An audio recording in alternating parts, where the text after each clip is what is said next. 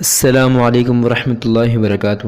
دوستو میں ہوں امداد اللہ مراد اور آپ دیکھ رہے ہیں ہمارے یوٹیوب چینل ایک قوم ایک آواز۔ امید کرتا ہوں کہ آپ اللہ تعالیٰ کے فضل و کرم اور اس کے احسان سے خیر و عافیت کے ساتھ ہوں گے۔ تو دوستو، جیسے کہ آپ لوگوں کو معلوم ہے کہ ایک طویل عرصہ اور طویل انتظار کے بعد آج وفاق المدارس پاکستان کا رزلٹ جو ہے وہ اناؤنس کر دیا گیا تھا۔ تو آج کی اس ویڈیو کے اندر ہم بات کریں گے کہ وفاق المدارس پاکستان کے 1442 کے سالانہ امتحانات کے اندر مجموعی جو کامیابی اور ناکامی ہے وہ کیسی رہی۔ مطلب یہ ہے کہ ناکامی اور کامیابی کا جو تناسب ہے وہ کیا تھا۔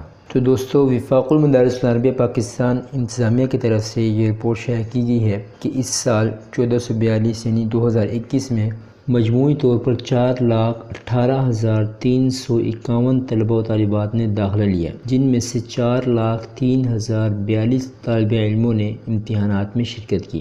نتائج کے مطابق 3,48,670 طالب علم کامیاب قرار پائے، جبکہ 54,372 ناکام رہے۔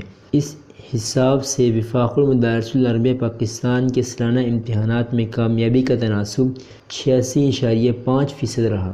ماشاء اللہ تعالیٰ بہت بڑی کامیابی ہے یہ۔ تو دوستو، وفاق المدارس پاکستان کے مطابق درجہ کتب کے طلبہ و طالبات کی تعداد 3,43,744 تھی، جس میں سے 3,32,260 نے شرکت کی، جن میں سے 2,80,569 امیدوار کامیاب ہوئے اور 51,691 ناکام ہوئے۔ اسی طرح درجہ حفظ کے طلبہ و طالبات کی تعداد 74,607 تھی، جن میں سے 70,782 نے شرکت کی، جبکہ 78,101 ہے۔ تو دوستو، اس رپورٹ کے مطابق وفاق المدارس پاکستان کے سالانہ امتحانات 1442 کے اندر کامیابی کا جو تناسب ہے وہ 86.5% رہا۔ دوستو، یہ تھا وفاق المدارس پاکستان کے سالانہ امتحانات کے اندر کامیابی اور ناکامی کا تناسب۔